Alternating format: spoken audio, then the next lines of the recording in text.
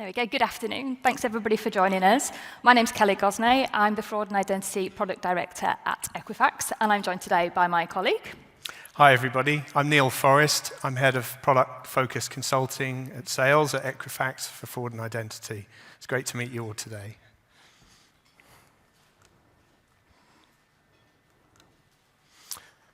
I thought we'd start with a story about Kelly and how fraudsters were able to obtain enough information to impersonate Kelly online. Now, Kelly isn't alone. We're all potential victims of fraud. The digital world we live in today is incredibly convenient. However, despite that, there is a risk. I don't think we would like to go back to the traditional ways of transacting. Consumers have gotten used to the fact that we have incredibly expedient, frictionless customer journeys in our lives. But today we face a new threat, the threat of AI and automation. These are now the weapons of choice for the fraudster. If we're not careful, this could be the golden age of the digital fraudster.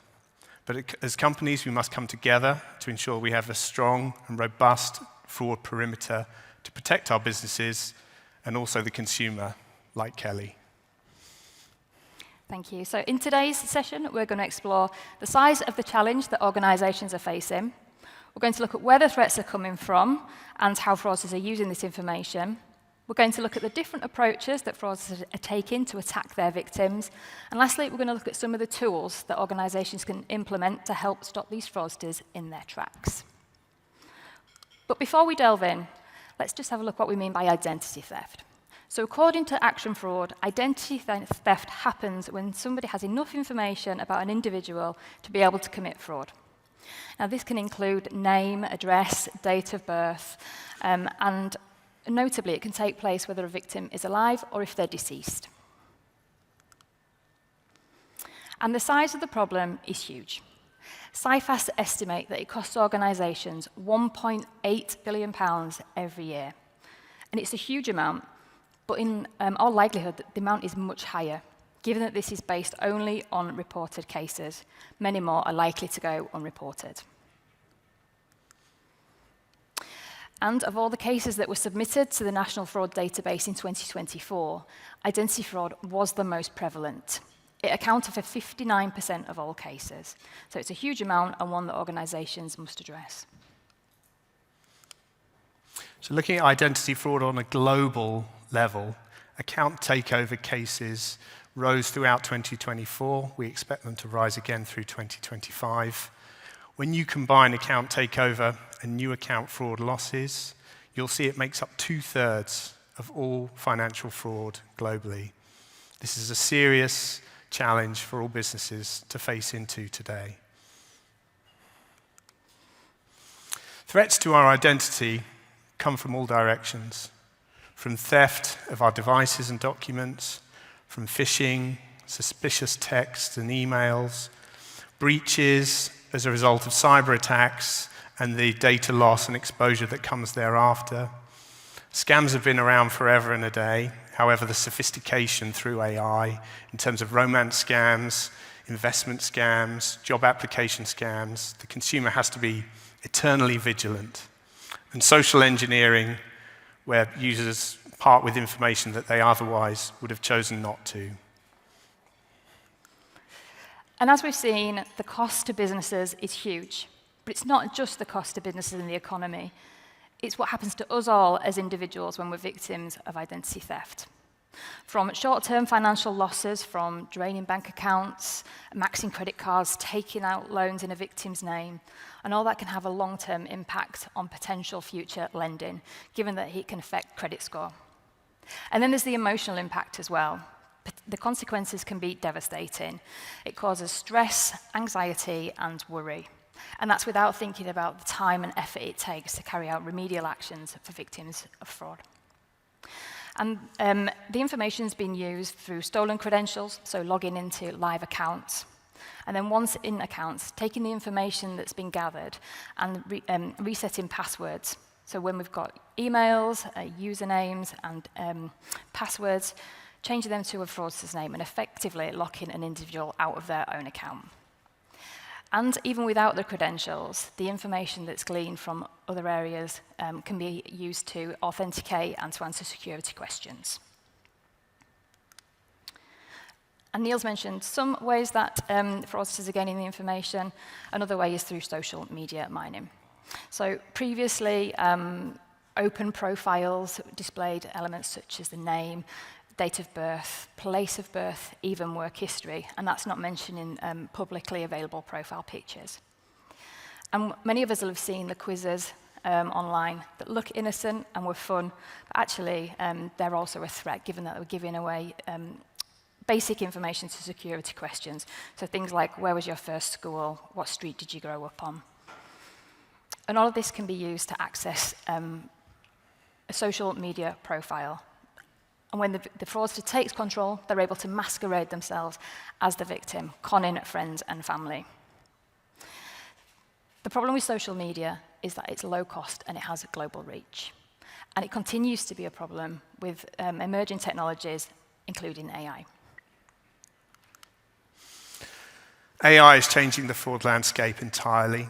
It's never been easier to create fake identities, fake documents, fake audio, even fake websites, all designed to trick the consumer.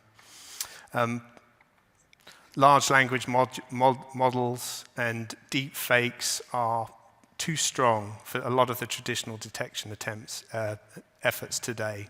So again, we need to gear up and make sure, as businesses, that we are prepared for this. And there are two typical types of approaches that fraudsters are using when they gain access to accounts. One is the long game. It's a waiting game. They're slowly making changes to customers' accounts over time, and they do it in such a subtle way that the victims don't realize it's been done, and it looks like it's normal behavior. So it's evading traditional fraud tools. And the other type is it's an instant attack. It's a blitz attack, where the fraudsters strike immediately. They go into accounts, they make lots of changes in a short period of time, maxing out credit cards and making high-value purchases. And then they disappear before detection. Both of these are equally dangerous, and both are methods that organizations need to be aware of. So how can companies protect themselves and their customers? At Equifax, we feel the golden rule of fraud prevention has 3 layers: verify device, verify human, verify document. And in the ensuing slides, we're going to show you 3 products that address those challenges head on: account protection, biometric document verification, and document IQ. Let's start with account protection. Account protection is designed to ensure that genuine customers can create accounts and access services in the future in a secure and safe manner to block synthetic identities and bot attacks on your business. To reduce account takeover, where your genuine customers' accounts can be compromised by digital fraudsters who will try and access them through stolen credentials or brute force methods. Lastly, to reduce false positives, to strike that right balance between staying secure and ensuring frictionless customer journeys for your customers. The power of the product, account protection, comes through the data that we capture in that customer journey. So from geolocation, mobile, email, and the PII, but also up to 500 data points for device and IP. We combine the data that we've captured into a highly detailed digital footprint of every user, and we use that digital footprint and compare against future visits to prevent account takeover.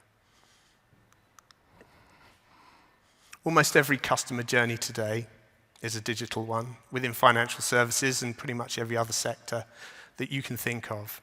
So it's incredibly important that you build a fraud perimeter that protects against every single one of those touch points. The fraudsters will find the loopholes and the soft spots and get into your business. So this is how we believe you should envisage a defensive perimeter against fraud.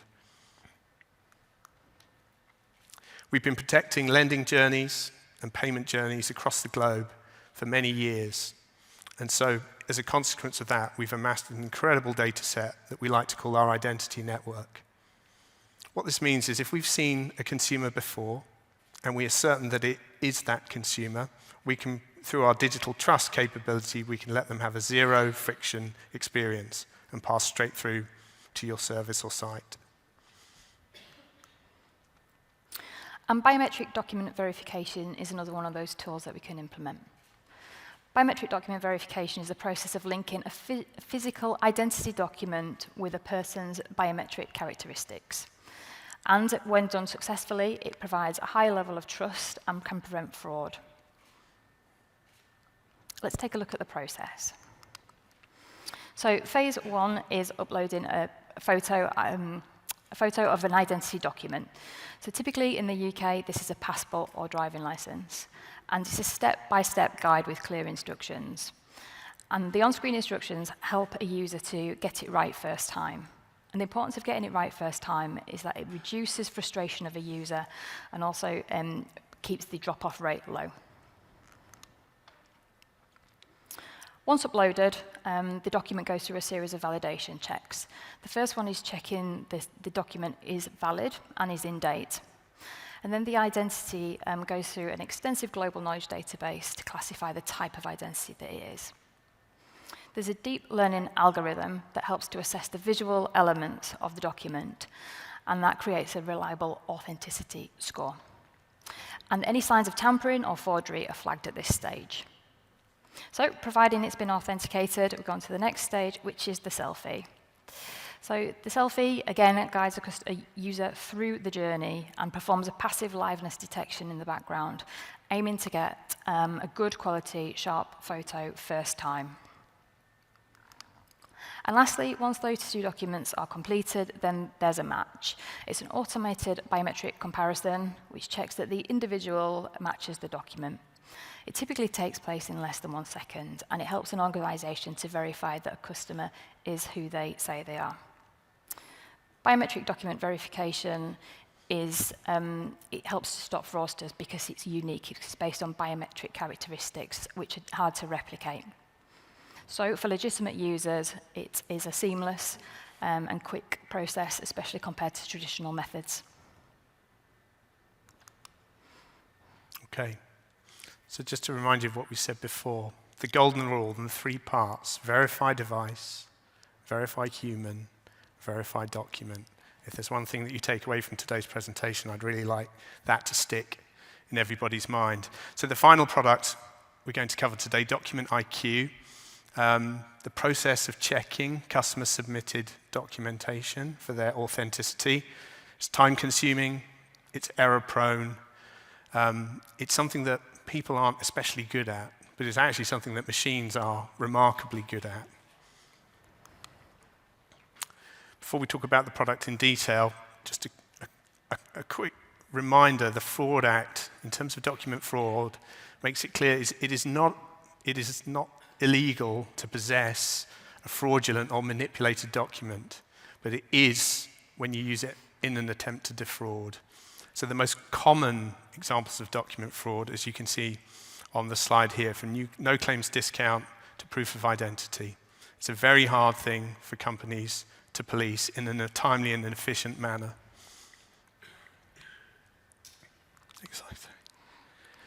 So the key features of Document IQ. First and foremost, we do metadata assessment to look for inconsistencies, see if a document has been modified. The error level analysis is all about pixel compression. And if you do that, you can see if another way that you can tell whether a document has been augmented.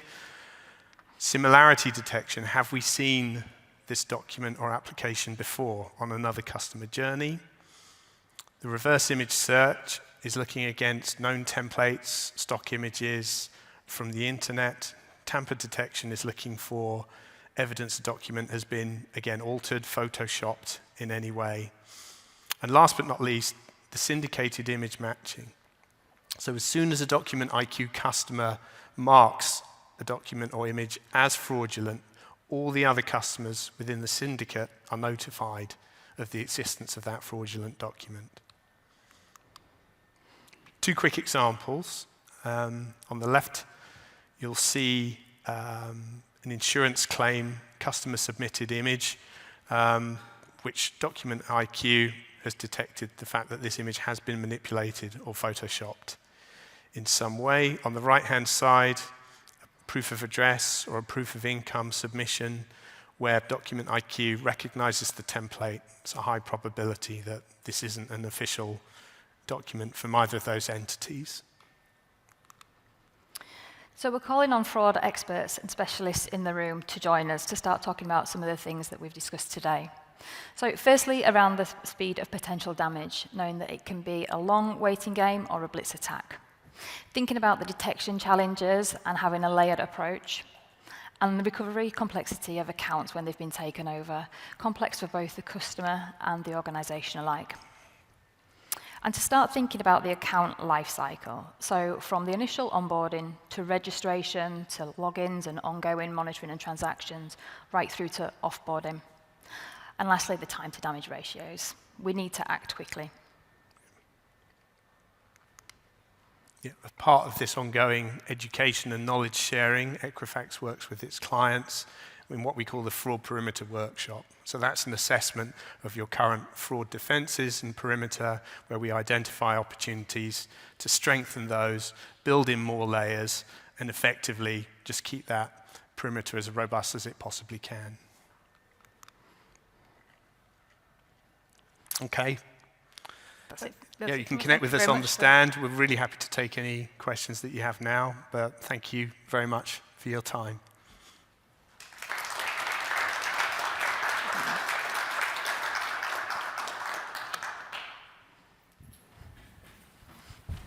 Great. Thank you, Kelly. Thank you, Neil. I believe the questions have been coming in on Slido, but the iPad's died, so I'm going to read them over my head.